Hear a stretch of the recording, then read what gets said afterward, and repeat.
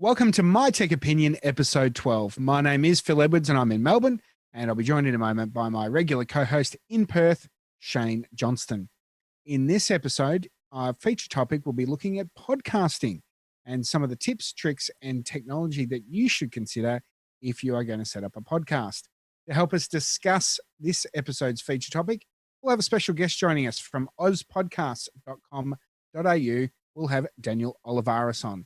So let's get the show underway now.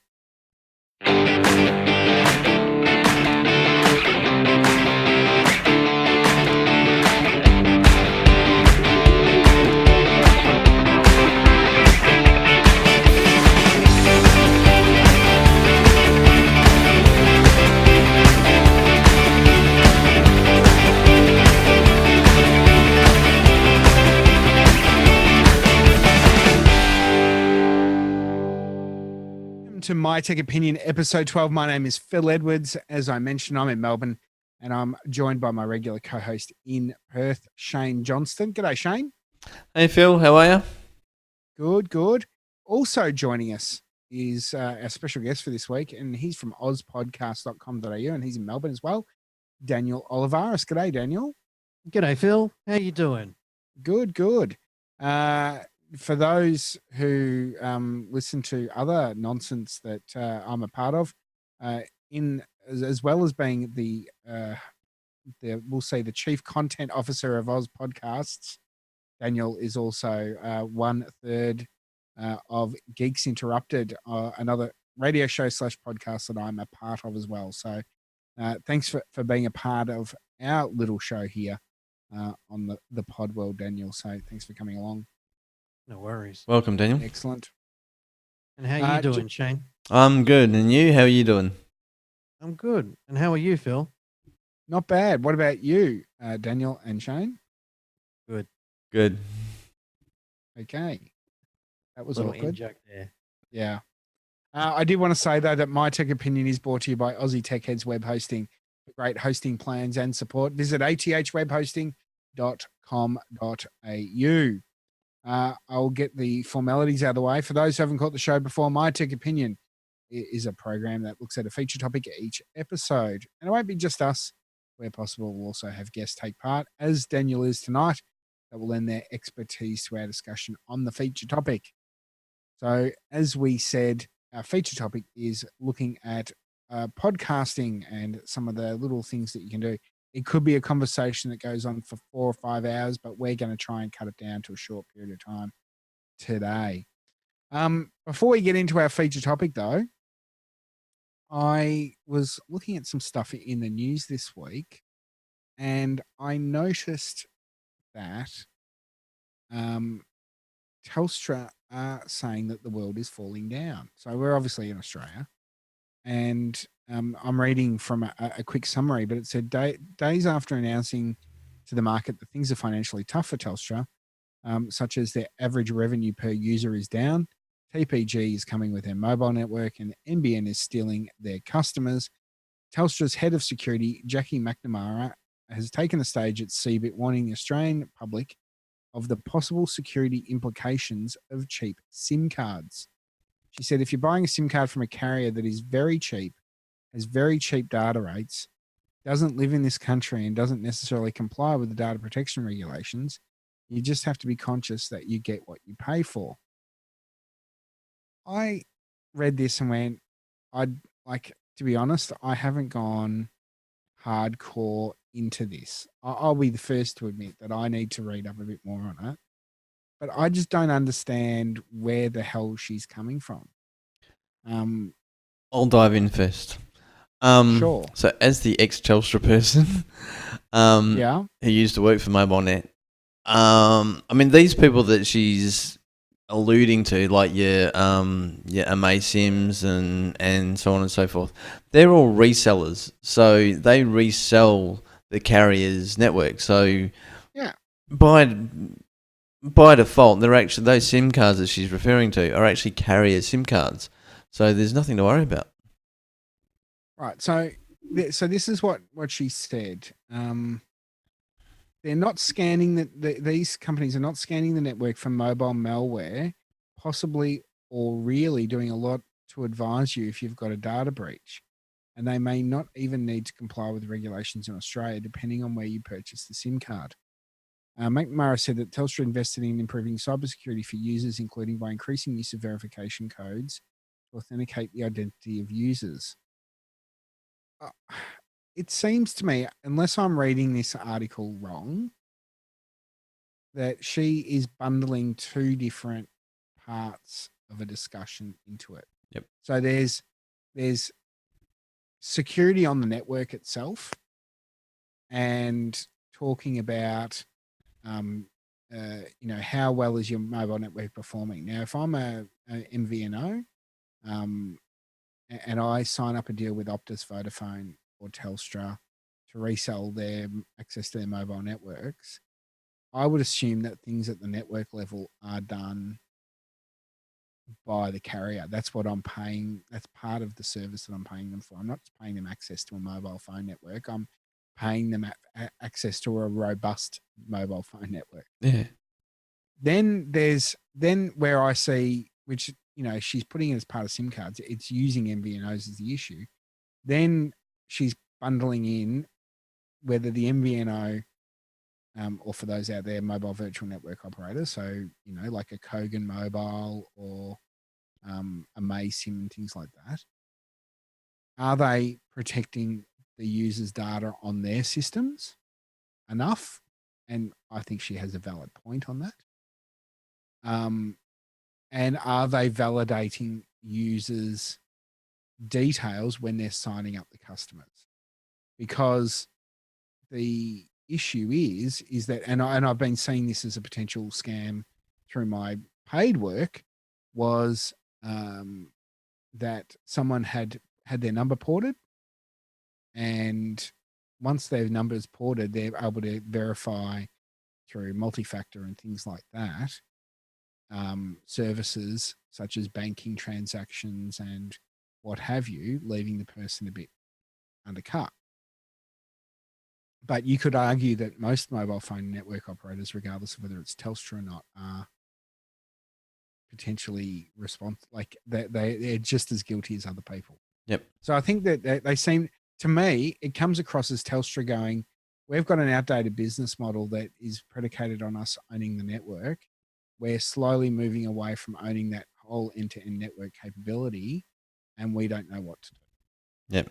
So Phil, that example you just said before at work, and you don't have to disclose the full details, but did you know what company the person had his SIM transferred to?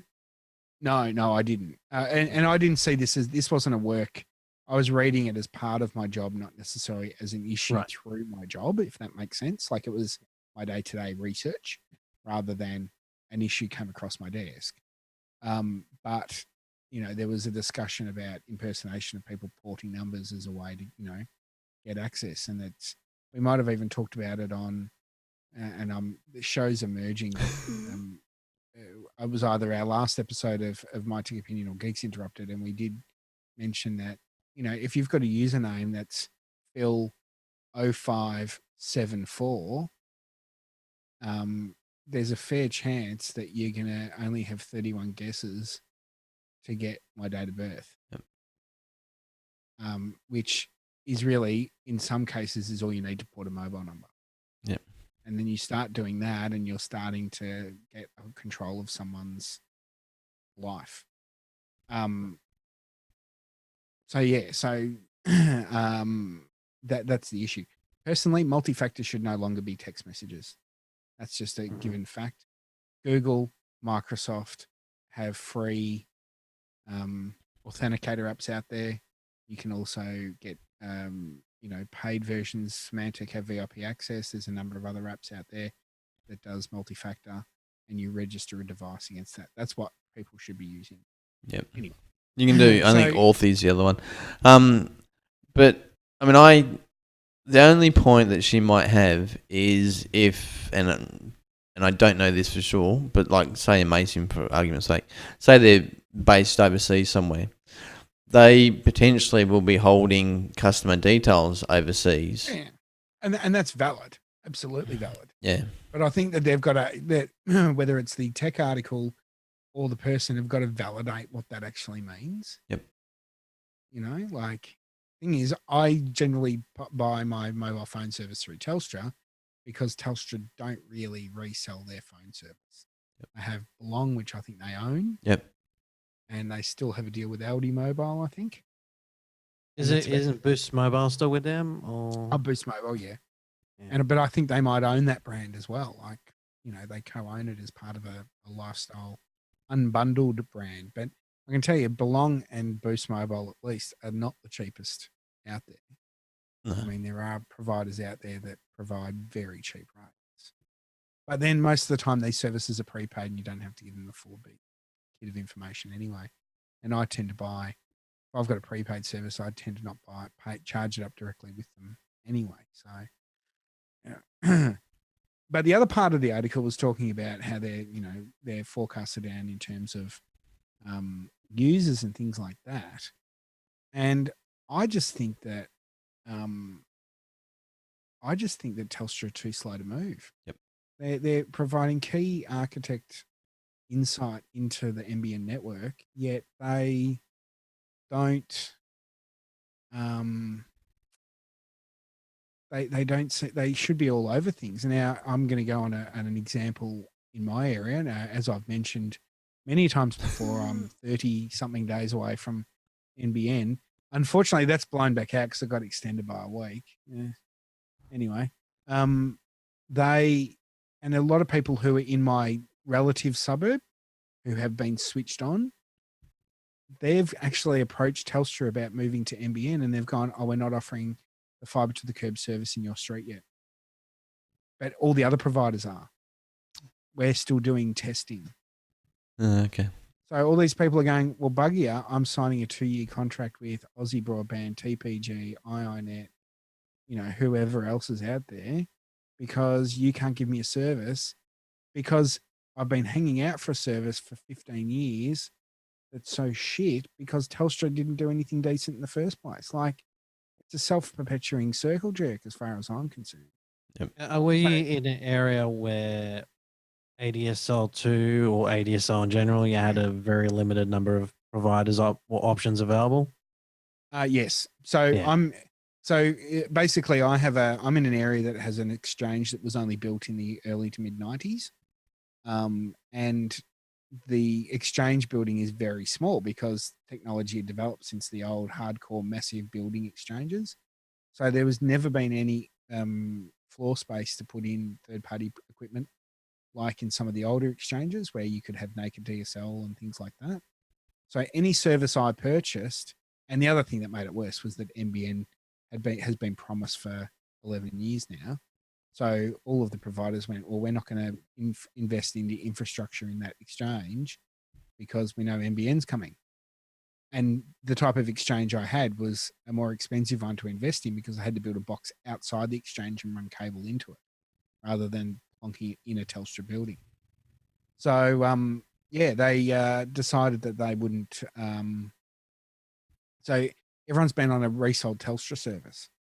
And it's been a very much of a suburb of have and have nots because some areas actually were lucky enough to get hybrid fibre coax cable.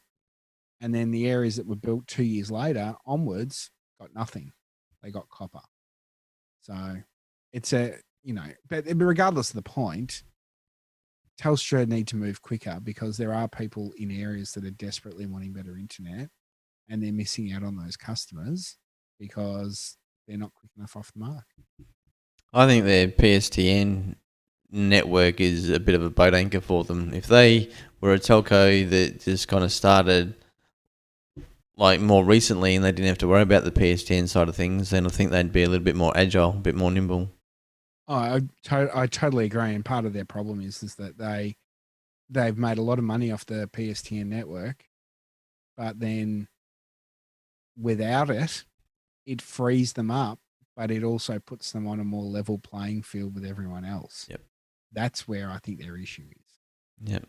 And a lot of people just want internet. They don't need AFL bundled in. They don't need this. They don't need that. There's some good bonuses, but not everyone needs what they're offering.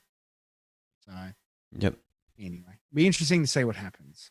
Is there anything else you guys want to add into that conversation? Look, I just think that's just all scaremongering, and like we can see some elements of truth with what that announcement said, but it's a very poor sort of excuse to, like, how bad is illegal, SIM cards that's causing Telstra to lose money? Well, I think that issue is just not there. I think that Yeah, like it look, once if there is a data breach, I can see there being a problem. That's the of short course. part of it. But of course, no one thinks that anything bad's going to happen until something bad happens. Yep. That's just the way the world works. I think that person was just trying to put up a smoke screen. I agree.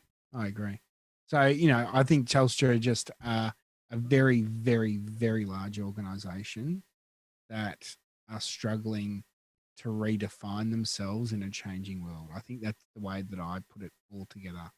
And in the past, they've gone off having a very good network, but also having a very good control over and touching every other part of it, Vodafone in the past, I don't know how successful their NBN plans are going, but Vodafone in the past were a mobile phone provider. That's all they were. Now they're getting into NBN, and they will probably, I don't think they're doing fixed line as part of that, but they are doing that purely not to necessarily make money, but it's to offer the bundles. It's to offer that bundled world that has been very successful particularly for Optus and Telstra. I think the other thing that's also a bit of a boat anchor for Telstra is Foxtel. And I think it will become more of a boat anchor, to be honest. And it'll be interesting to see what happens with Foxtel as they start to break the shackles on the HFC cable, because they've said they're dumping it, and they haven't given a time frame for transitioning existing users over. But I have seen evidence on some of the online forums that if you've got HFC Telstra Foxtel and you have an issue with it, they will come out and put a satellite dish on your roof to fix the problem. They will not fix the HFC problem. If you move house, they will not reconnect you to HFC. They will transition you off straight away. So they're not fixing it, they're transitioning. Like, if we think Telstra's problem is being too big and slow to move, then what a perfect example that Foxtel is as well. Oh, absolutely. And the thing is, Uncle Rupert now owns a bigger share of Foxtel because Fox Sports was actually a separate business, and they licensed their content to Foxtel. So they would sign up the deals individually with for AFL and things like that. And admittedly, they then, had the backing of Foxtel to do that, but they would sign them up individually. Fox Sports has been rolled into the overall Foxtel infrastructure. So to do that, Telstra's share actually dropped. And I think Uncle Rupert owns and his associated companies have a greater shareholding of the Foxtel business now. I think that, it'll be interesting to see what happens. I mean, they've locked cricket in, and to be quite sad, I'm a cricket fan, and the first time that I've actually considered Foxtel now is because of the cricket channel coming. But I'll see if there's other ways to do that. We'll have a look at that when it happens and see what the Channel 7 coverage is like.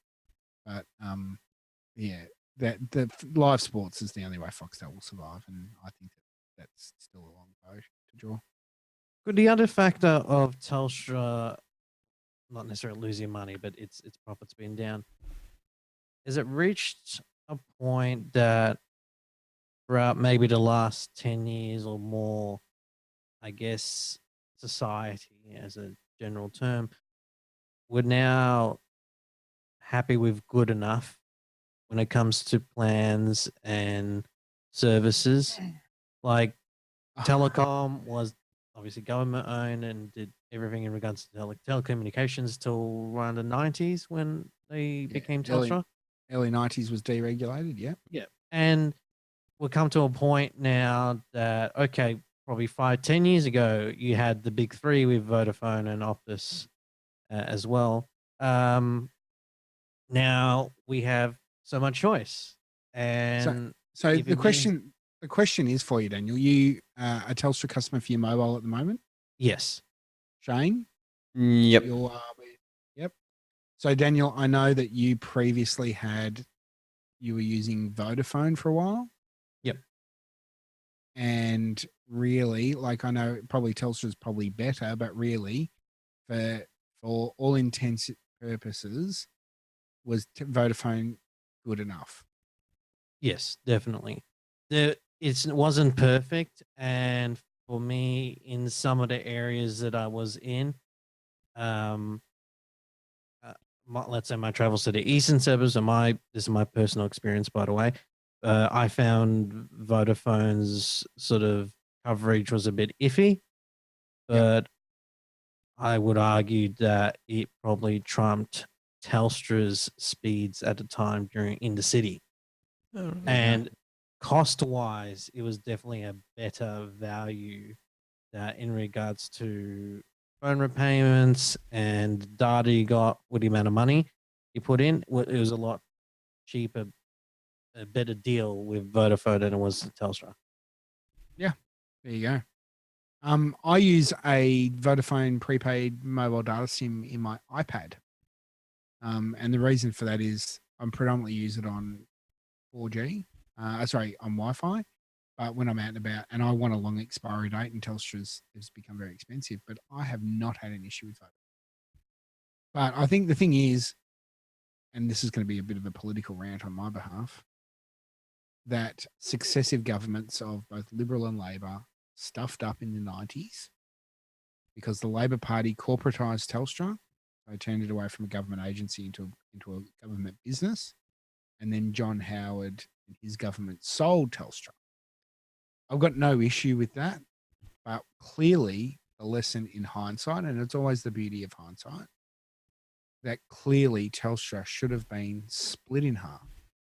That they potentially could have kept their mobile phone network, Telstra, and telecom wholesale, whatever we want to call them, kept the PSTN network, potentially the cable network, and things like that, and would effectively be being the situation and remain a government entity for the time being, and it effectively would be what the NBN is today, because the NBN is rectifying the government's mistakes when it came to what they stuffed up with Telstra. And that should have been done. It wasn't, and now Telstra is trying to have a foot in both camps in terms of what services they provide. So, a couple of points on that. If my memory serves, when the privatization and everything kind of came into being, and Telstra kind of was born, they did split the company up in that the international leg was its own company. I think they called it AOTC. Yes. Then there was a subsidiary called NDC, which was actually all the network design and construction, I think it stood for. I don't know if that was absorbed back in again.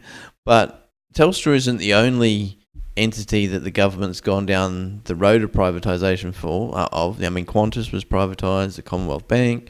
Those other companies, did they stuff those up in the same way, or did they kind of learn their lesson? Yeah, but I think the issue with Telstra was that it was such a they didn't, but the issue with Telstra was that you had an industry that is very infrastructure heavy. So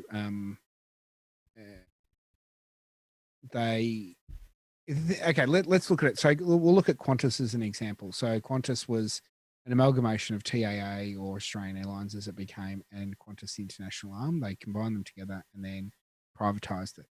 Now, had they, imagine TAA or / Qantas, whatever, also owned the airports. And so they were running, the airports were under they were running them separately, but under the same banner. And they were saying, well, it's going to cost you $1,000 to land a plane at Melbourne Airport. But so for Ansett / Virgin, whoever else comes into that airport, there's that cost involved. Now, Telstra could go, well, Qantas could turn around and go, and this didn't happen. This is just me giving a scenario. Qantas would go, well, we're making a $500 profit on a plane landing at the airport, and we make X amount of profit on the flight itself.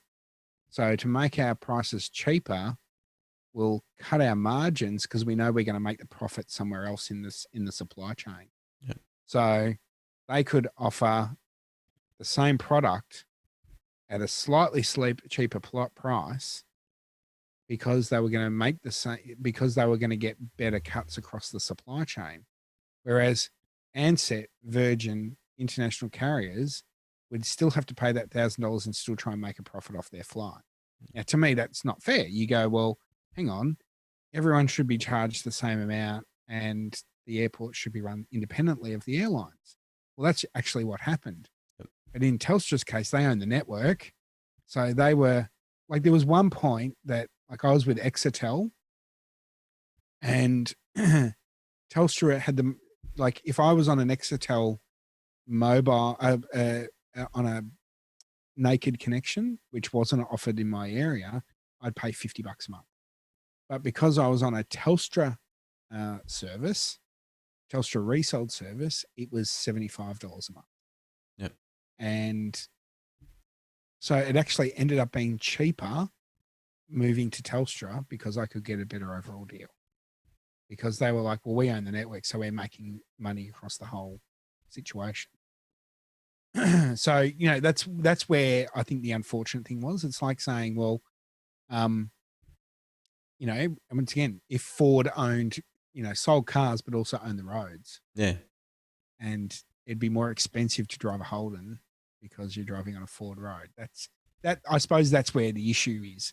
So, whereas in everything else, you've got more like Qantas. Well, you had Ansett that were operating in the same way. In private health cover, you used to have Medibank Private, which was government owned until a couple of years ago. They were competing against, on the same playing field against HBA or, whoever. So whereas Telstra wasn't competing on the same playing field. And it's an interesting one. The one that, they've kept corporatized, but hasn't, that it shows that where it can, impact them the other way is Australia Post. Mm-hmm. Australia Post is still required to deliver mail on a daily basis. And that core functionality, even though they leverage both parts of their parcel business off that same thing, their mail business is losing a fortune. It's impacting the overall thing. So, it's not even depending on the industry and the government thing. Anyway, we've talked a lot about that. And Yeah. I think we need to finish on that. And I think we all agree that Telstra are whinging. That's the short answer. Yep. Do we agree with that as well, Daniel? Agreed. They're whinges. Cool. Well, what we might do is take a very short break on My Tech Opinion, and we'll be back with our feature topic straight after this.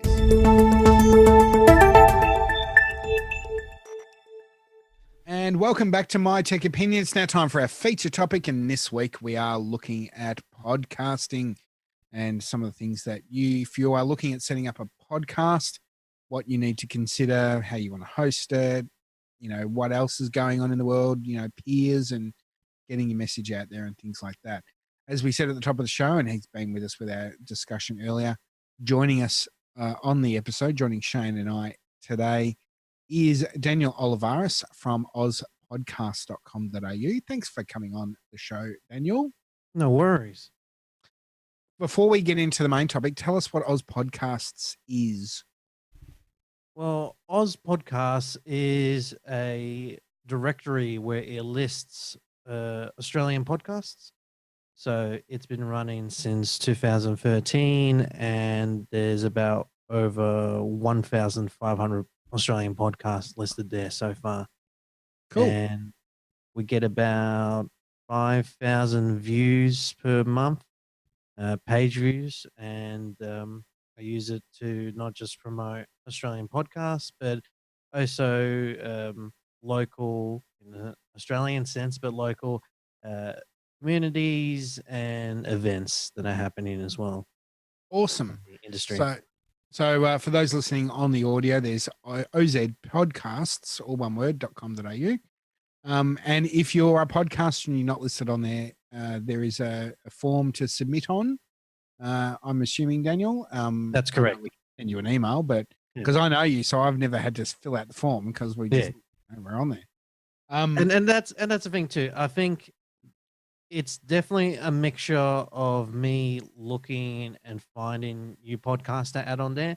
Yep. And I have my ways to find out. I got Google search alerts. I even actually go through the iTunes podcast store to find podcasts to add on. I'll get press releases from the ABC or Podcast One Australia saying they got new podcasts, and I can just add them in. Or Mamma Mia, they do one as well. And on occasion, I'd get submissions of people making a podcast, and they say, "Hey, I'm Australian. Can I be in a podcast in the directory?" I'm like, sure, no worries. Awesome. Yeah. So there you go. There's a good resource there. So if I said to you, there's this guy that I know, Shayne. He's in Perth, and let's take out the Perth Melbourne equation of it for the moment. We'll just say that there's two guys want to set up a podcast. And we have a topic that we want to talk about, of course. Like we go, well, we want to do a tech opinion show. What would you like? What do we need to do for that? Like if I said, I want to record something, can I just use my iPhone or my Samsung Galaxy non-flammable model or whatever? Sorry, I had to throw a dig in there.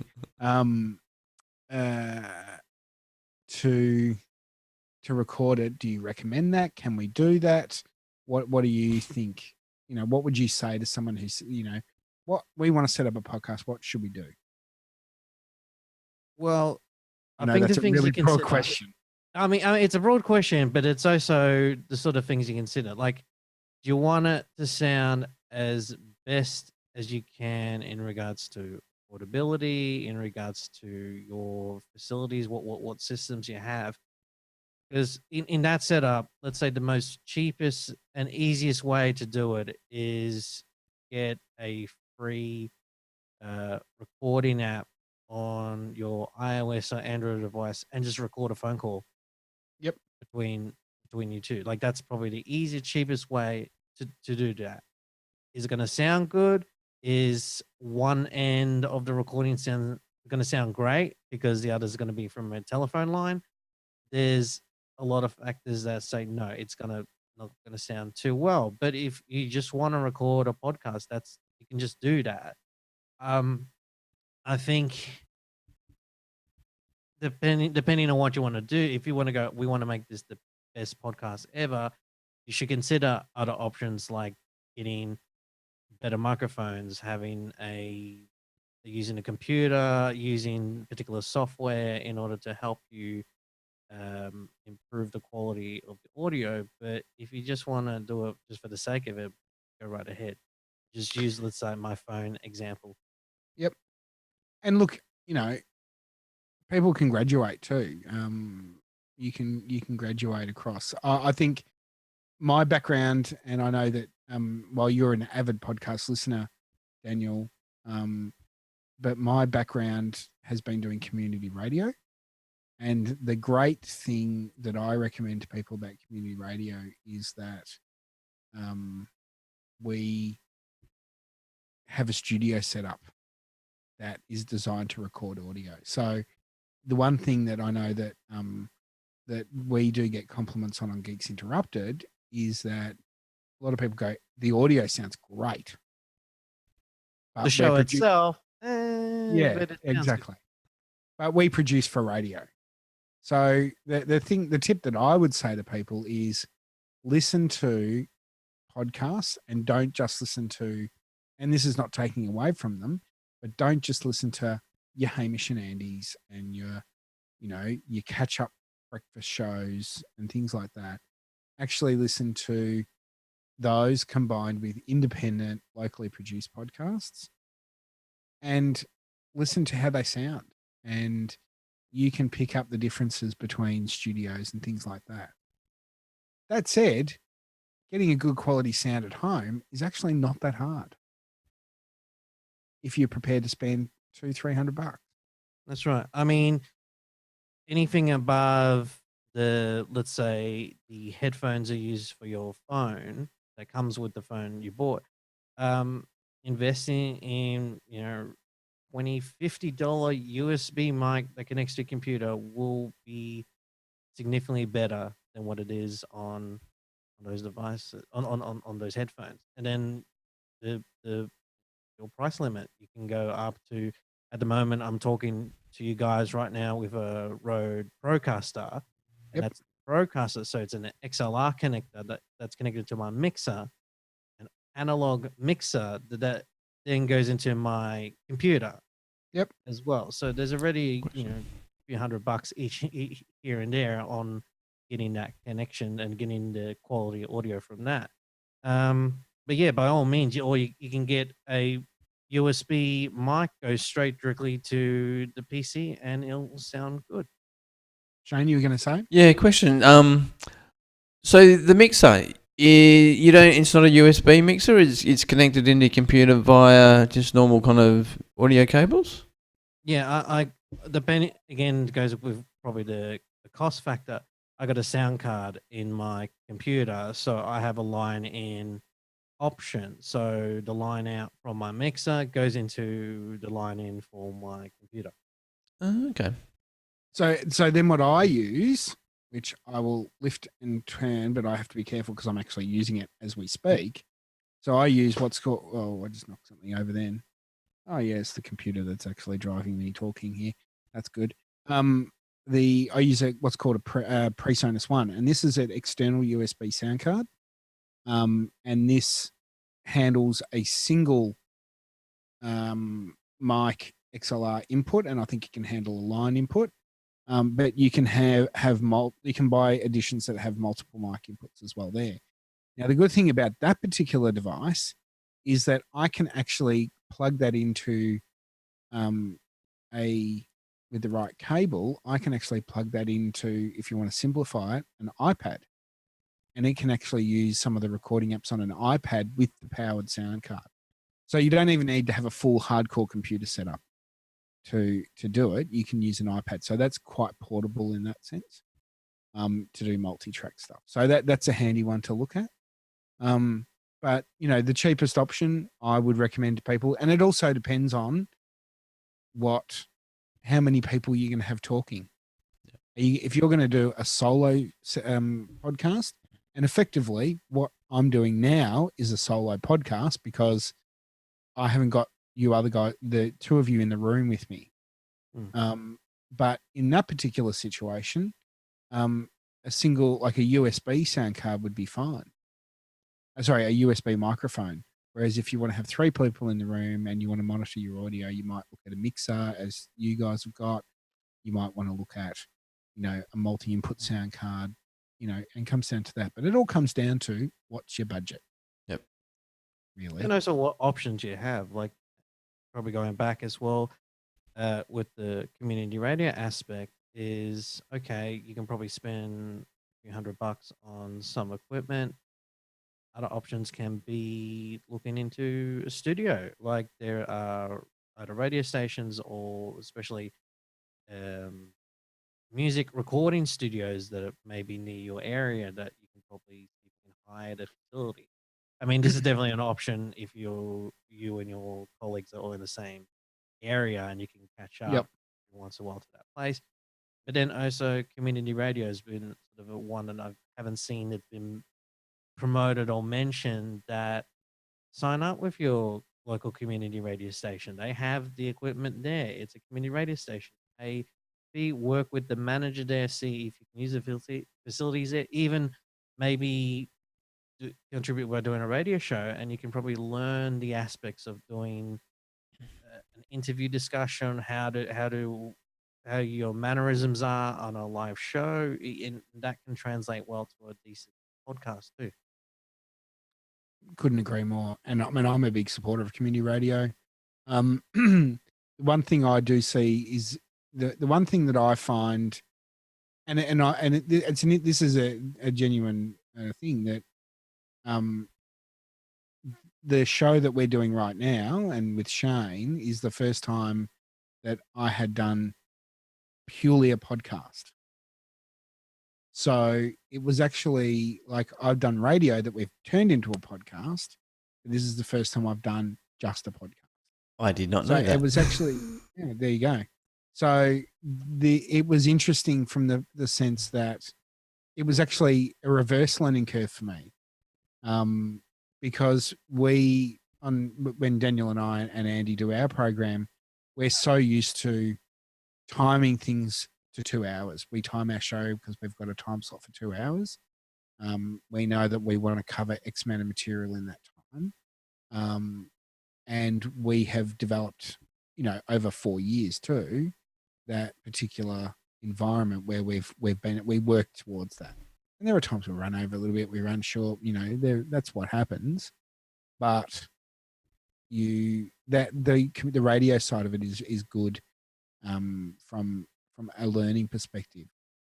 Whereas on this show, I can get concerned, and this is not anyone else's fault, that because we're doing a podcast, we actually have freedom to not sit within a time frame. And we might talk about Telstra and how they're whinging a lot for about half an hour, and we could potentially cut it down to 20 minutes or 15. Like that's not, saying that it wasn't a good discussion or anything like that. But I think that there are things that you learn to let go. And tighten up and get to the point quicker, because I can talk a lot. And that probably highlights a the lot. pros and cons, and I guess we would go into differences of radio versus podcasting, is that having a time constraint obviously limits you what you can talk about, what can you do, but then that can probably be a good thing, because it forces you to go straight to the point of something. Where a podcast, you have a lot more creativity because you're a lot more freedom, but sometimes it's good to have some sort of constraint on what discussion points you have. Like one podcast I listened to ages ago, I think it was on the 5x5 network in the States, and I listened to a 3-hour podcast of how a guy talked about video game controllers.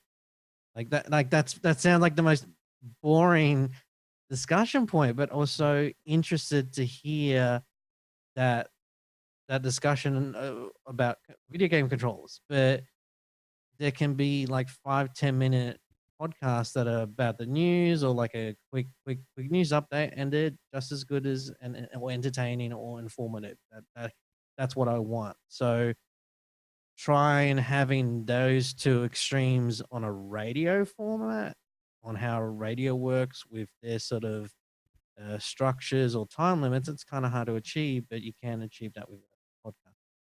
Yep. Before we continue moving on, I'm probably going to backtrack a little bit. The other tip that I would say to people, we talked about microphones and things like that before. Do some research on the sound properties of different mics, because a lot of people talk about using condenser microphones, for example. One of the issues with condenser microphones is that they're actually really sensitive. So if you've got background noise where you're recording, it will pick it up. Whereas Daniel and I, and we even use these at 3WBC, Daniel and I use dynamic mics, which, at an expensive mic still produce a really good quality sound, but it's not as, may not be as rich as a condenser mic, but you're going to consistently get a better sound out of it. And the other thing that I would also say is be consistent. This is going to sound weird. Be consistent with your sound. There was a podcast I was listening to the other day, and I can't remember the name of it.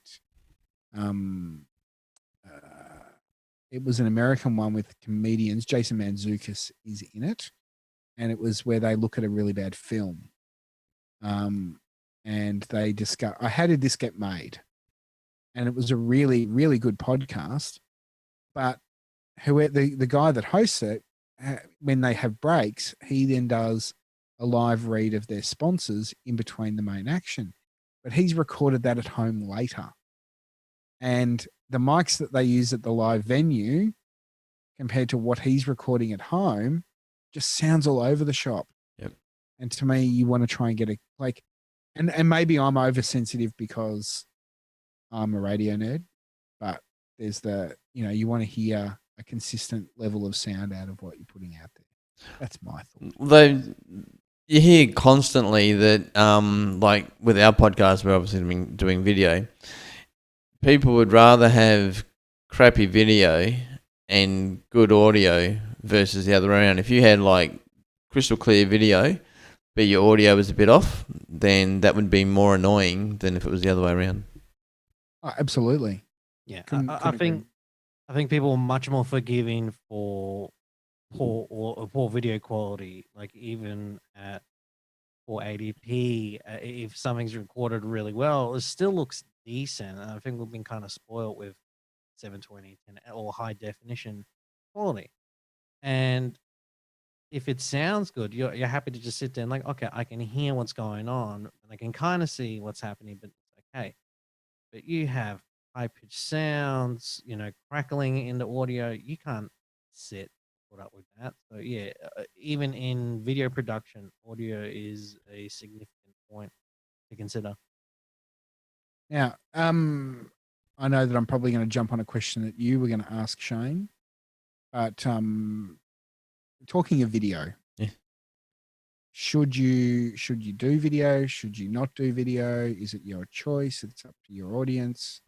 What are your thoughts when you're looking at some of the video stuff or some of the podcasts that also do video out there, Daniel?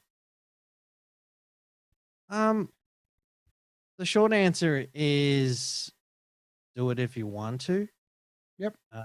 But I guess going back to my previous point, if you've invested in looking into good audio setups, then if you want to make a really good video stream, then have a good camera, have maybe even a video producer behind it as well. A few podcasts out there. I'll backtrack just a little bit.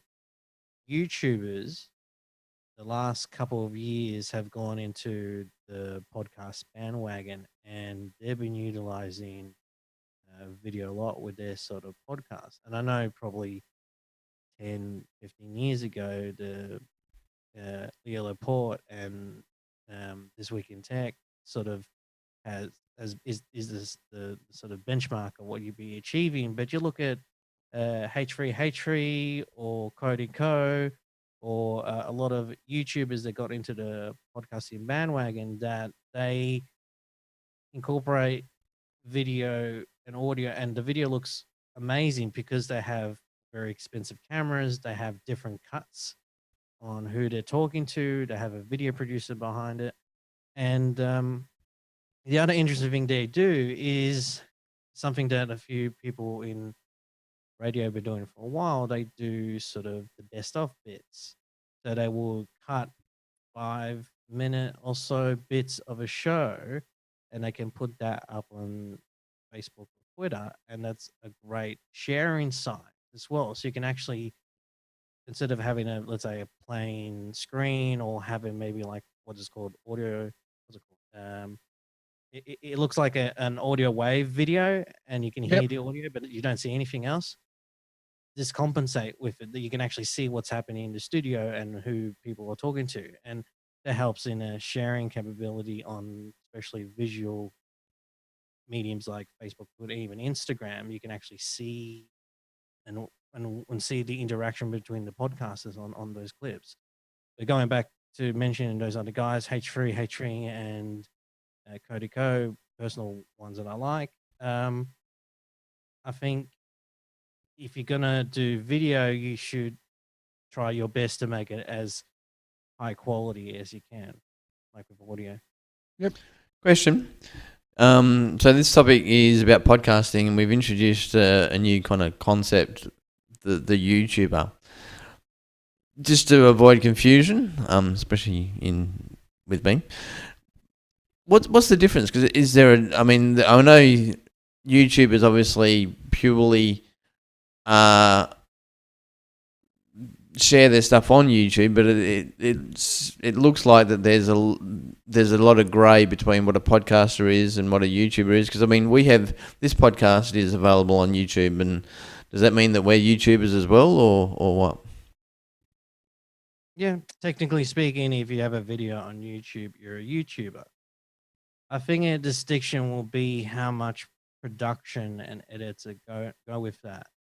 A typical YouTube video will be someone that films several hours of film footage and will edit that down to the best 10 minutes, 5-10 minutes of that video. Where podcast, it's a long recording, usually not stop. I know with the recording of this show, we stopped a couple of moments just for breaks in between, but pretty much it's purely unedited in a sense of, apart from probably some segments taken out. It is a continuous flow of audio. I would go to say that if you are a YouTuber and you define yourself as a YouTuber, that you are producing content that is predominantly designed to be viewed, if that makes sense. So one thing that's popular in my house, and I will put the disclaimer out there, not by me, is makeup tutorials. So I can see how a makeup tutorial would not work as a podcast. Not as purely audio. Well, I'm putting on the lipstick, and you just hear someone putting lipstick on. Whereas on a YouTube video, you see them do it. So I think that defines the difference there. That said, then yes, we are YouTubers because we do put this show on YouTube, but our primary angle is more of what we're talking about rather than what we're actually showing. That's to me the key difference. I think also, just to kind of go back a little bit, if you look at our stats, and even with the big players like your Leo Laporte, who obviously does high quality video, even his stats are more kind of angled towards the audio. He gets a lot more downloads from the audio versions of his podcast than what he does the video versions. The same as us. So I listen to podcasts primarily when I'm driving the car. Yep. Daniel, you just listen to it all the time. Listen to podcasts all the time. So I know you're a very big podcast consumer. Yeah. In the car at home. So if I'm around the house, doing errands, I'll be listening to podcasts all the time. So. And Shayne, are you a worker listener, driver listener? I mainly in the car to and from work. If I am home, oddly enough, I would. Some of them are better suited for video, like Leo Laporte's The Screensavers. That's kind of a tech variety show, and he has things that he's demonstrating. Know-How on the Twit Network is a demonstration kind of podcast, so that kind of leans towards being more visual and video. Now, that said, from if we want to throw a disclaimer about Leo Laporte, he started off smaller, but you've been to the Twit studios, Shayne. I have. In San Francisco. Yep. I've seen behind the scenes footage of the Twit studios. Yep. The whole facility costs about $4 or $5 million. Is that right? US? He had two in the same area. I was lucky enough to do a couple of interviews with some of the old talent that he had in 2011, and one of them was Chad Johnson, and he took me on a tour of what they call the Brick House. Yep. They had to move That's the it. one they currently use. No. Have they moved out of that already? Yeah, no, they moved out of that a couple of years ago, and now they're in another place that they've taken obviously the set and all that kind of stuff with them, but they used to have in the Brick House, it was like a designated kind of office area at the front, and then there was like a bigger studio. Whereas the studio they're in at the moment is, how's it laid out? They've got the bit at the front, like the reception area. Then they've got offices down the side, and they've got like a big kind of area. It's not as big. The studio area is not as big as the old place in the brick studio. What I guess what the benefit is where they are now, it used to belong to Broadcom or one of those. So they've actually got a 10 gig link into their studio where they are now, which I don't think they had in the brick house. And then before that, he was in a place called the Cottage, which I think was just like a little townhouse kind of thing where everyone was kind of on top of each other. But the other thing with Leo Laporte, and I think this is it's safe to say with all successful, in inverted commas, podcasts, is that he started in radio and built up an audience that he then brought with him into the world of podcasting. You look at people like Trevor Long and Stephen Fennick. They've come from radio and TV and probably brought an audience with them into the world of podcasting. And interestingly enough, I talked to Trevor Long at the Community Broadcasting Association conference late last year. I was having a chat to him for about 15, 20 minutes after he did a session. And he was saying that when he was doing his radio program on Talking Lifestyle, which is now defunct, but it was their Talking Lifestyle brand, he would do a couple of hour show every night. And he said that he was absolutely confident that the majority of his listeners of that program were on podcast, not on radio. All right. So, and we know, I mean, we're different. We're in community radio, but we know that on Geeks Interrupted we have the majority of our listeners on podcast. But I suppose what bringing that conversation all back around is that if you want to do video, feel free to do it. If you want, do whatever suits your product, but be clear about what your product is and how it's going to impact and what you want to do. I'll say one thing about video, probably going back to we'll go back again to your example with, let's say you want to do a podcast of a friend from a different state.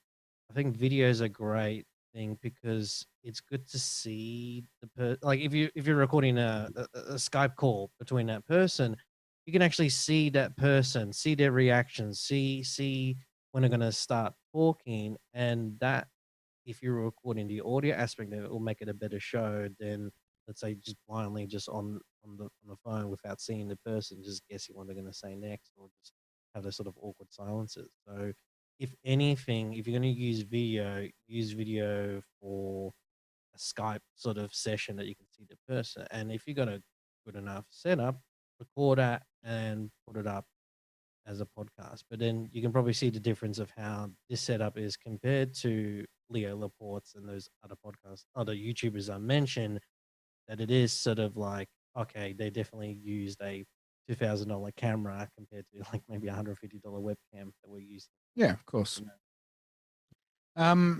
We'll jump across into the next topic. So we've set up a studio, Daniel and Shayne. We've worked out our content. You've gone through that process. We've got an audio/video file ready to go. What's our next phase? How do I listen to it on my iPhone or on my Android device or on my computer? We need to push it out onto the internet or something like that. Does iTunes host my podcast? No. Because I find all my podcasts on iTunes if I'm an Apple user. You do, but that's because every single one of those people submitted it into iTunes. So iTunes or the Apple Podcast Store is the biggest podcast directory out there. And I think the numbers are over 500,000 podcasts that exist at the moment. So, in order to put your podcast amongst that directory, you need an RSS feed. So, technically speaking, a podcast is a show that you make periodically, and you can actually download the file.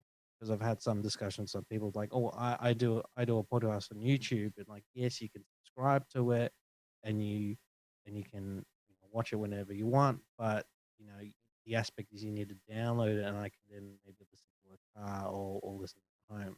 So that's probably the distinctions between there. Anyway, in order to do that, the easiest way to get an RSS feed is to use a podcast host. So it's a service that can vary from being free to costing a few dollars a month, that you upload your MP3, MP4, whatever audio format, or in some cases, video. I can talk about a bit of that in a tick. You upload that media file to your podcast host that manages your file. It gives you an RSS feed you can submit to Apple Podcasts and other podcast directories, and you can give you the stats as well of who listens and where. It can give you a player that you can share on your social media or your own website, and it easily manages the RSS feed. All you do is upload your media file to them, and it will update itself.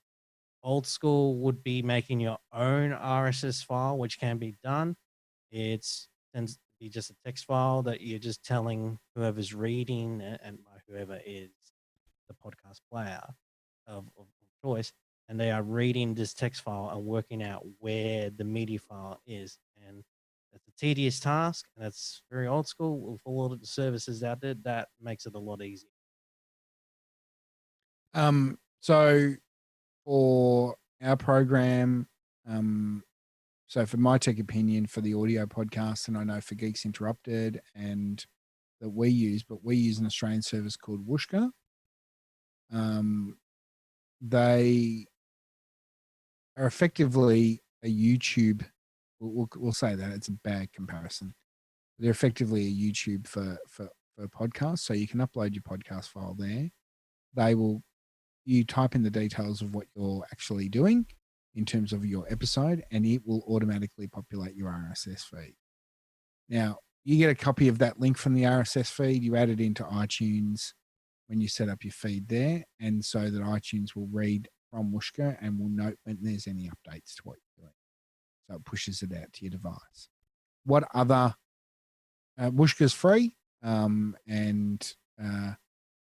to use, and I know that going back a step in the old days, we also used to use we used to just host the files for Geeks Interrupted on our website, on the back end of our website, and manually update the RSS. So we've moved off that now. So what other podcast hosting services are there out there that are available for people to use, Daniel? There's probably heaps. There's probably about at least 15, 20 that are probably out there. So most popular ones that I tend to see, and with my directory Oz podcasts, I have to look at the RSS feeds, and so I can see where most of these shows are hosted. Libsyn, Libsyn, and Blueberry are probably one of the most popular podcast hosts out there. They're probably, I would call, old school original hosts. So back in maybe 2007 onwards, that's probably when they were first made and when podcasting was slowly becoming a thing. There's Podbean as well. That's a big one. And I'll specifically mention that one because that one also does video hosting. So a lot of these podcasts I'll mention tend to just be focused on audio. Podbean also has a video option and unlimited video hosting as well. So I think it's about $39 a month US to host there. You mentioned local ones, so you have Whooshka. You also have Omni Studio as well, and you also have, technically it's from Europe, but they have an Australian wing now, is Acast as well. Yep. Interesting thing of 3 of the Aussie ones we mentioned. One, a bit of disclosure, I was a podcast consultant for Whooshka a few months before they actually launched officially. So I do have some connections with there, and also with Geeks Interrupted, we host on Wooshka too. But a lot of the radio stations, commercial radio stations, are using the services. If I'm correct, Nova Entertainment use Acast. SCA use Omni. So And SCA is Triple M and the Hit Network. And sorry, the other one you were saying? That's correct. And I think Wooshka's definitely Macquarie Radio. They're involved with that. No surprise, as the CEO is a former general manager from Macquarie. And I think they may be involved with who's the other third radio station? Austereo or No, that's SCA. SCA? ARN. ARN. Yeah, I'll double check in on that. But yeah, I know Which is ARN. Kiss Mix, and Gold and WSFM in the eastern states. Yeah, they co-own licenses, but anyway, yeah. Going back to costings, Wooshka and even Acast are free services that anyone can sign up with. I mean, anyone can sign up with any of them, but services I mentioned like Omni and Libsyn and Blueberry, you're probably looking about $5-10 a month US plus, depending on some of the plans. Libsyn and Blueberry, for example, their structure is a space limit, a storage limit. So in order to upload more audio or bigger audio files, you need to pay higher tier plans, whereas Omni and Podbean tend to be one cost, unlimited hosting. Shayne? So question, where do services like FeedBurner and PodTrack kind of come into the equation? Those ones tend to be in-betweeners. So FeedBurner is you can customize or have just a one RSS feed. So let's say, mytechopinion.feedburner.com. So you can host with Omni, for example, and Omni gives you an RSS feed. If you need to change your feed, all you need to do is put your new podcast host feed into your FeedBurner. And as far as anyone who's subscribed with that FeedBurner address, RSS feed, they won't know any different. A big thing that happens with podcasters is they would change different hosts. And nowadays is a lot more easier that a lot of podcast hosts have an easier way to change the settings in your RSS feed so you can move to you can direct anyone who's subscribed to the new place you're hosting. Whereas a service like FeedBurner, you just can have that one RSS feed, and no matter who you go with, none of your subscribers will be affected. In saying that, a service like FeedBurner, I don't think has been updated for a while from Google, and there has been a few cases where they stuff up the stats for the hosts that you're with, because you're going to go through one RSS feed that will pick up whatever data is that receives from who's downloading, and then that goes into the whichever podcast host you have. The other thing is that the stats will be significantly different. Your FeedBurner stat, for example, is a pure RSS feed that redirects whoever's inquiring to the original one, let's say your Omni example. So that may be reading a lot more feedback from computers or bots, reading that feed, and then it will then redirect that to the Omni feed. And if you look at the stats, the FeedBurner one will be a lot bigger than your Omni one. And you think, oh, hang on, how come we get so much requests from FeedBurner than compared to Omni? That's because there's sort of a filter there, and it can be a bit sort of confusing in regards to stats wise, whereas a lot of podcast hosts prefer you go directly to whatever they provide. Yep. The other thing in talking about statistics is that you do get an element of statistics when you list your podcasts on the iTunes apps, on the iTunes podcast directory. But the issue is that that's based on people using the Apple Podcasts app. Is the stats you get off it? I think you might get downloads, but that's about it. Similarly, Whooshka, which is what we've got experience with, they will provide more. They will provide downloads of how many times your podcast has been downloaded.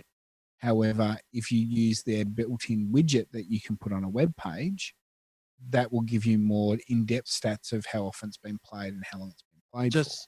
Just to clarify that, so the stats you're talking about with the Apple Podcasts, that's access through. In order to submit your show into the Apple Podcasts page, you need a iTunes account and an Apple account, and with that, you can see all the stats of whoever's subscribed via iTunes. But that's it.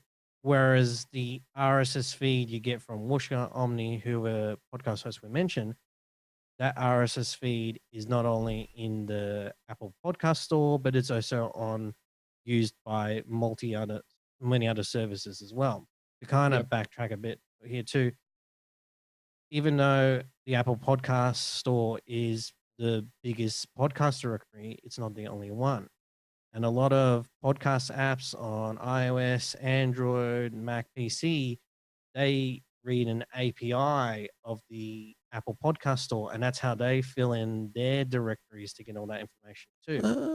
There are some services like Spreaker, not Spreaker, Stitcher, and TuneIn that you need to submit in those stores as well. And that's probably the same setup as Apple.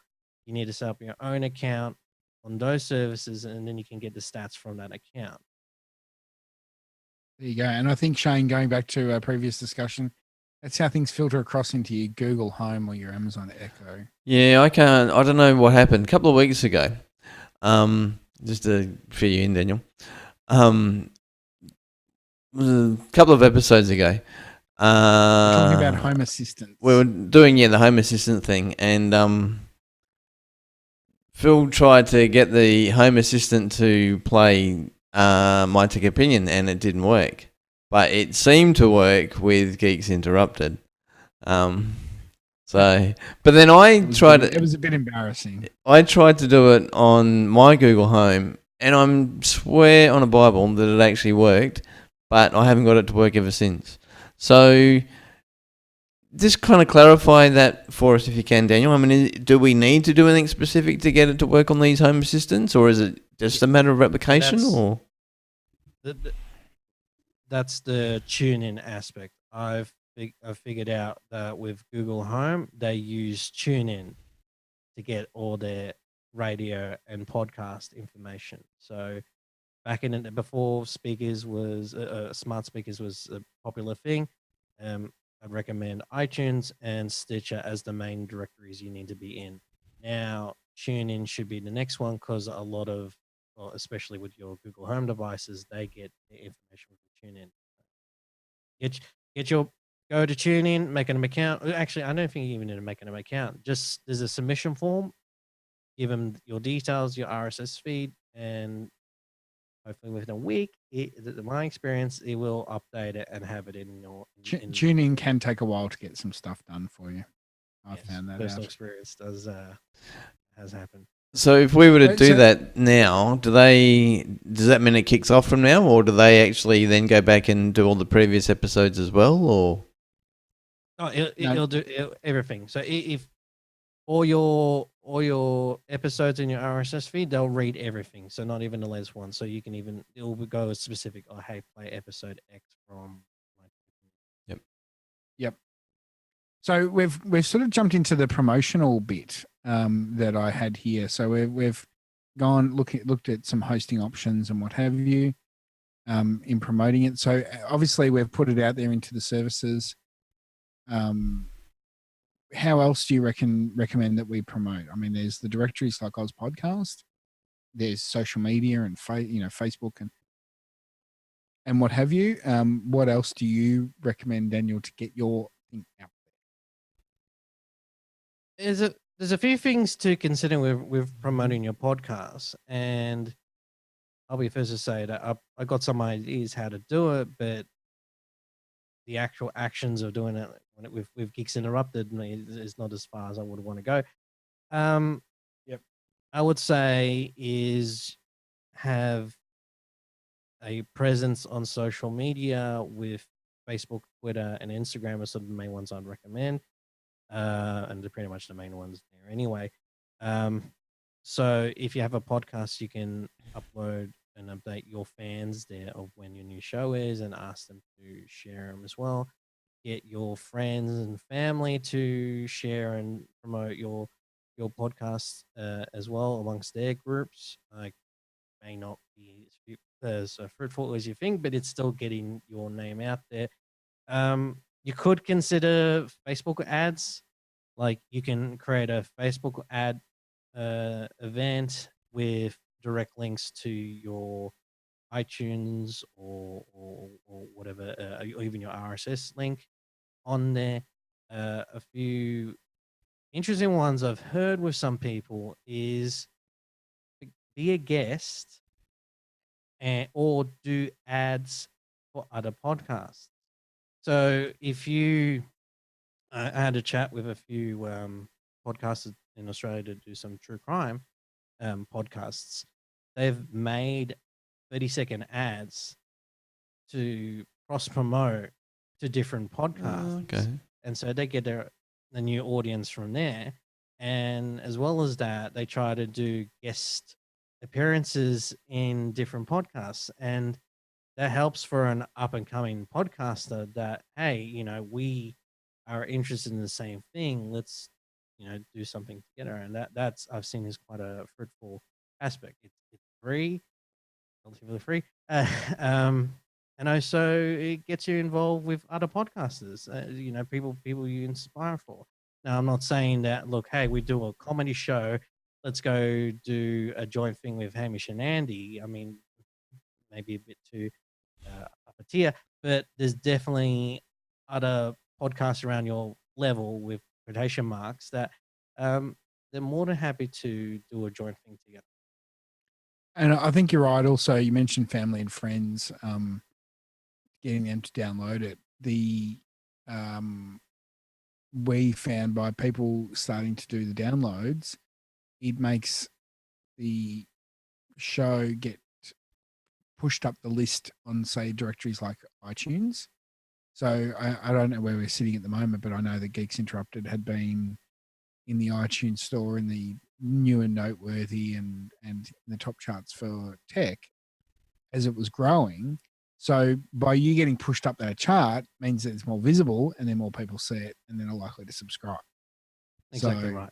It's a nice big circle jerk, to be perfectly honest. I hate to say this, a good circle jerk. Works out well. Good. So you mentioned, just on this point, you mentioned earlier, Daniel, that you've got like 1,000 odd podcasts in your directory. Yes. How does someone get featured in your directory, or is it just a free for all and it's just everyone gets treated equal, or? No, it's definitely a free for all and try to keep it equal. I've had some sort of discussions and thoughts on regards to should I be featuring podcasts or should I consider maybe a monetization side of things? Is that, hey, you want to be featured? It'll cost X amount. I've kind of avoided that because I wanted the site to be as unbiased as it can be. Because, if I didn't care, I would have had Geeks Interrupted on the front page all the time. But no, I think when the website first started, and I'll be honest, I didn't create the website. There was a friend of mine called Jackson Rogers who created a website back in 2013, and I helped him out throughout the years. And when he moved on, he wanted me to take over. And the thesis, I guess the aim was that we want to promote all Australian podcasts. We want to have favorites. We don't want to prefer commercial or independent. You just will have it as equal as we can. And so being featured, I've kind of avoided doing that on Oz. So basically what you're saying, the only filtering you do or the only, bias that you have on your podcast site, Oz Podcast, is you have to be an Australian podcast. Pretty much. Yep. Cool. Now there's also a number of groups out there online. There's a Facebook group for Australian podcasters, and I'm sure that there's different forums around there for people who are wanting to find out more about what they should do, or tips or tricks or all those sort of things. Yes. So, funny enough, on ozpodcast.com.au, there is a communities page that anyone can check out. And I have a list of all the Facebook and meetup groups that exist that are of a whole Australia focus. And there's definitely some local podcast groups. So there's one in Melbourne and one in Perth as well. Cool. And yeah, by all means, I have the links on my website, and you can check them out and try if you can try and become a member in those groups. And Awesome. in those groups, they share new podcast episodes, ask for show off tips and tricks, or even you can ask questions amongst other podcasters out there. Probably some a bit different. I think there's a podcast group called Podcastaway, which is a sort of predominantly Australians, but they just share their favorite podcast and go, "Hey, check this podcast out, check that." Cool. And also even search on Facebook. I found a lot of just search for podcasts, and there's definitely a lot of big podcast groups out there. There's Podcast Movement, which is a big podcast conference in the States, and that's got about 5,000 members, so it's pretty big.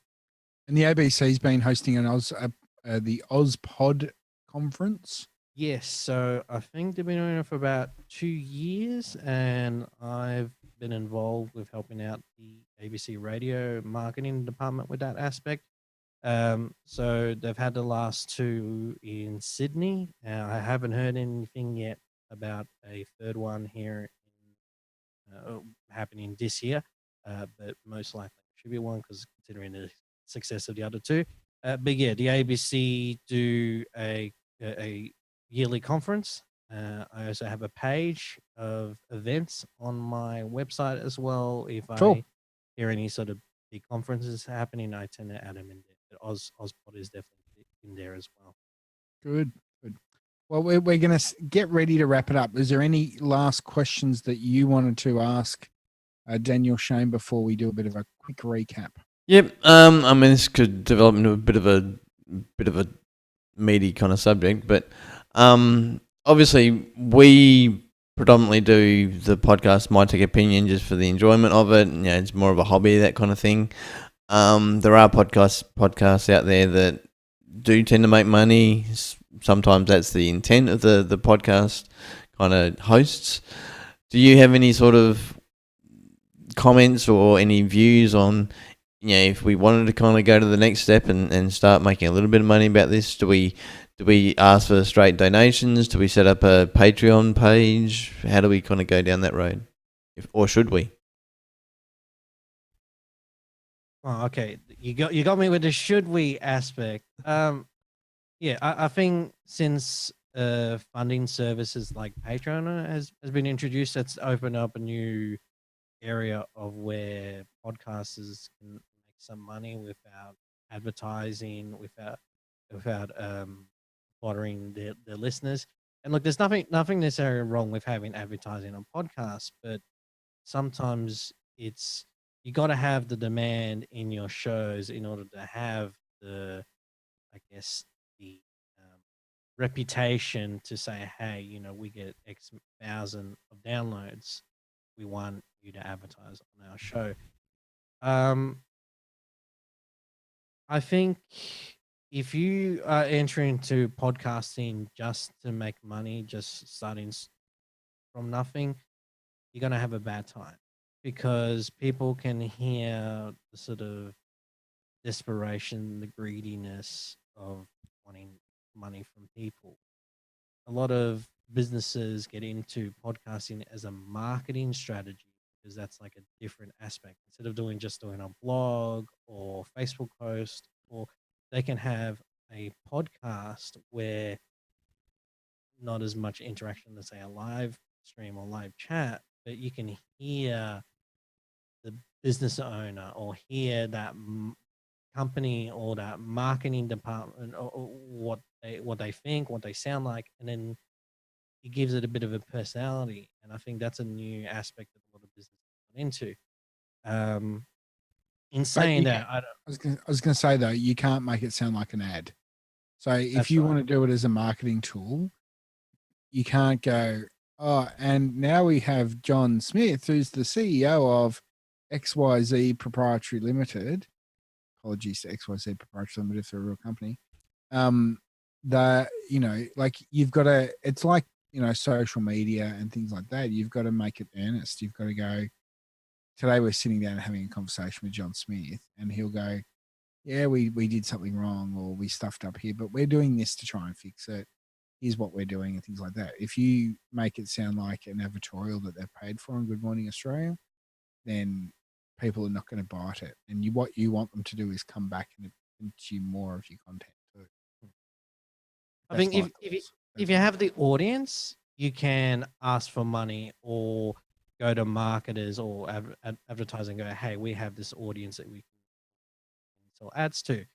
Not necessarily a monetization thing, but I think a lot of podcasters should consider how niche their podcast is and see if they can use that leverage to get something apart from money from a bigger company or advertiser and so forth. I guess a selfish example for us at Geeks Interrupted, we're on a lot of movie promotion lists, and because we're not only talking about tech, we talk about entertainment and geeky TV and film culture, and we have companies like Roadshow Entertainment that send us go, hey, well, you know, we have an opportunity for behind, you know, pre-release of movie, so we can leverage our sort of look. We may be niche, we may have a huge audience, but we are enthusiastic in that field. I know a podcaster who does a Formula One podcast, and he got tickets to the Formula One in order to obviously review it and talk about it because he's a fan of that sport.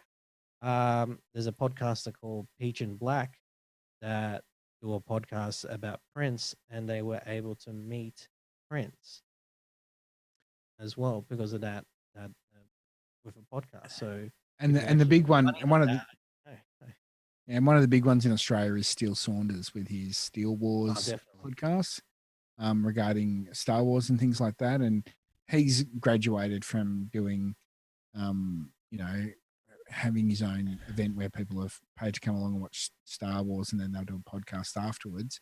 But I noticed recently he was also at the world premiere of the new Han Solo film. So, you know, like he's very, very, very popular worldwide. But he's built up a big enough audience to do that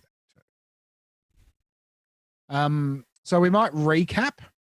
So we talked at the start of our little segment, and we haven't gone into, you know, we could talk about this for hours and hours and hours, but we talked in, we didn't talk a lot about content, but I think we, you know, the general consensus was know what your content to be. So feel free to interject at any point if you think I've said something that's not right. No, I think briefly with content, podcasting is its own art form, and you can do a podcast on whatever you want.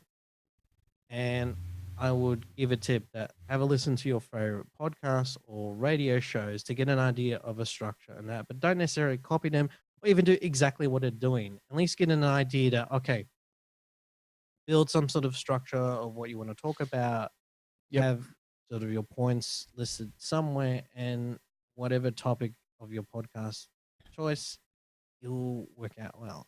And practice makes perfect. You know, everyone's first episode is crap. So you know, the more you do it, the more you get comfortable with hearing your own voice and developing your structure and stuff. That's right. And even in developing a sort of relationship with the other person, if you do have another person you're talking to on the show. So it will just get better and better. Absolutely. Just on the content, and I mean, we're obviously new. We're what, episode 12 this is, so we're still trying to find our feet. And I mean, our structure's changed a little bit from where we started to kind of where we are now. How important is being, for the want of a better word, regular? In that, I mean, you guys are lucky with Geeks Interrupted because it's a particular time slot. It's always Monday. It's always 8 o'clock. Ours kind of drifts a little bit. I mean, is that a good thing? Is that a bad thing? Does it matter? I think it's an important thing because if you, regardless of how big or small your audience is, subscriber wise, they would expect your show to be available at X time. And if you miss that deadline, then and you miss that deadline constantly, I think there is a possibility that you could lose an audience from there. And I think part of that is also if you set a deadline, then if you actually state that we will have a program out on Tuesdays, you should deliver it. It's if you don't set an expectation, it's a bit different. I know that Geeks Interrupted, I mean, we've done 200 something episodes. Our show airs on a Monday night. So really it's a repackage of what goes to air. People on social media will come if it's not, and because, and Daniel produces our podcast, because that show generally drops on a Tuesday morning in podcast format. When it's not there on a Tuesday morning, that's when people go, where is it? I've done that a couple of times. Yeah. So it's that, I think it's also, you may set an expectation, whether it be, externally for your own production wise, things like that. And, I think we've found the constraints of radio purely from a timing perspective works quite well because we know that we have to be there between 8 and 12 on a Monday night, 8 and 10 on a Monday night. Whereas, there's life as well. Like, Shayne and I, we've recorded this podcast at 10 in the morning.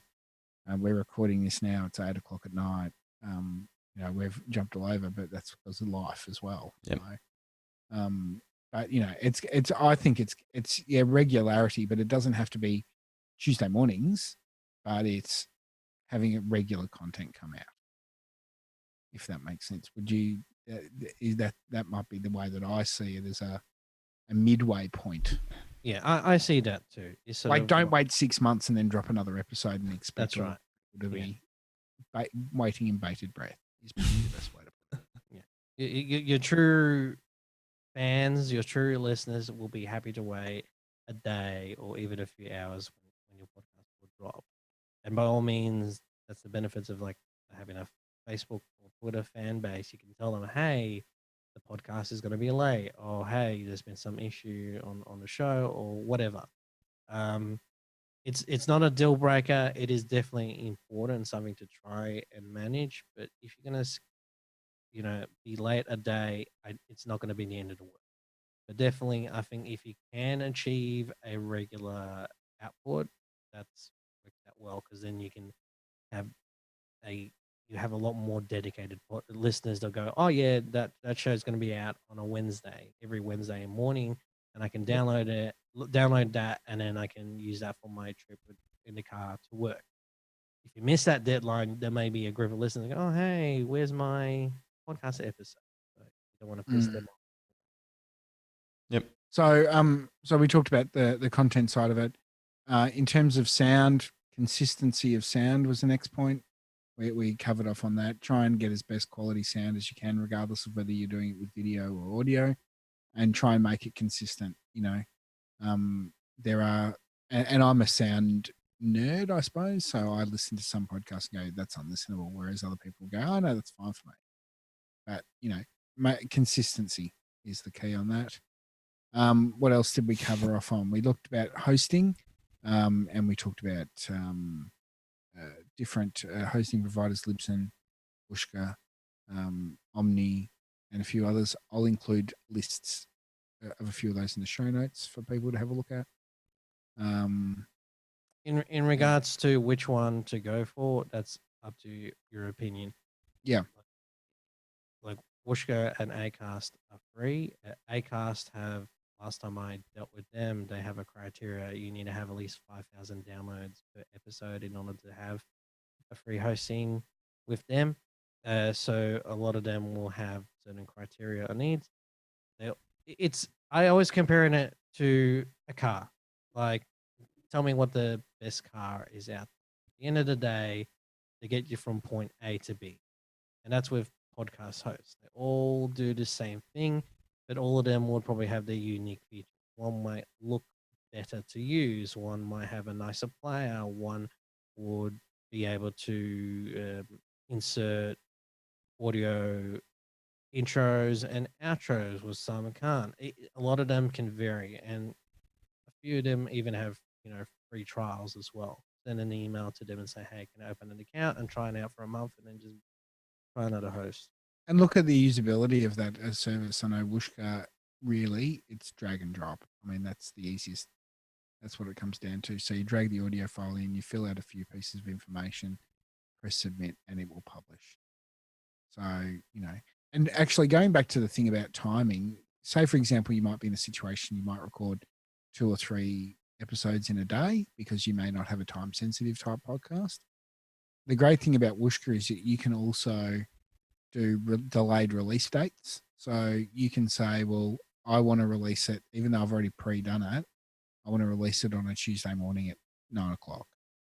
So you can actually, in Whooshkaa or in the other services that are around, so it's not just that, you can say publish at this time, and at that time kicks in, it auto publishes for you.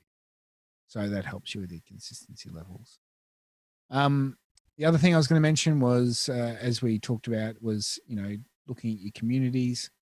Oz Podcast has a list of some of the communities in Australia and meetups. There's Facebook groups out there. And also look at your, social media and what have you, to just see what other people are talking about. And then in terms of promoting your podcast, use social media and engage with your audience. Like, don't make it just a one-way street. Actually talk to them, because engagement, we've found, is the key to actually having, to getting people repeat listeners. We had a review on our last episode, Shayne, of us on the iTunes store. Shout out to that person.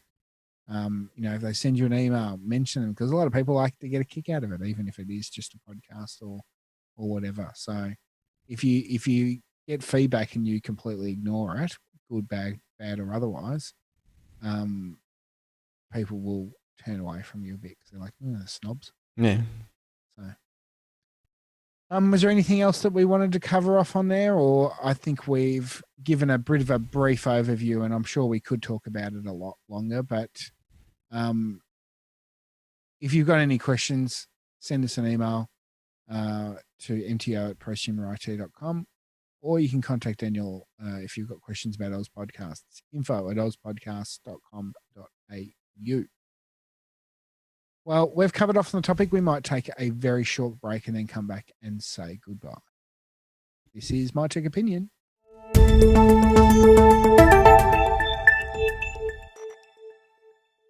And welcome back to My Tech Opinion. It's time to say goodbye. Thank you very much, Daniel, for joining us. Yeah, no worries. Thank you for inviting me. Definitely a good opportunity to talk about podcasts with podcasters, or YouTubers, technically. Wow, it's a bit Inception-y, isn't it? So talking about podcasts on a podcast. Yeah. There's also the other thing I was going to mention. I should have mentioned it during our feature topic. There are a number of tutorials online, and I don't know, there's probably a cost involved in this, but Rachel Corbett, who does stuff on the project and does Radio School, has a online podcast course as well. Yes. So it's worth, if you really want to get into it and you've got no idea where to start, and you listen to this and go, I still don't know where to start, jump into that and have a look. We're a tech podcast, so we sort of get the technology part of getting the podcast on air. Yep. And online. But people are like, I want to talk about nursing, or I want to talk about whatever. And they don't necessarily get that side of it. And that's where, some of those online tutorials can help with that too. So they're the things to have a look at. Just do some Google searches. I'm sure you'll find something. Anyway, we are going to say goodbye. We haven't worked out what our topic for episode 13 is yet, but we will have something for you soon. So make sure you keep an eye out for our next podcast and video on My Tech Opinion. I will say before our formal goodbye, thanks to Aussie Tech Heads Web Hosting for supporting us.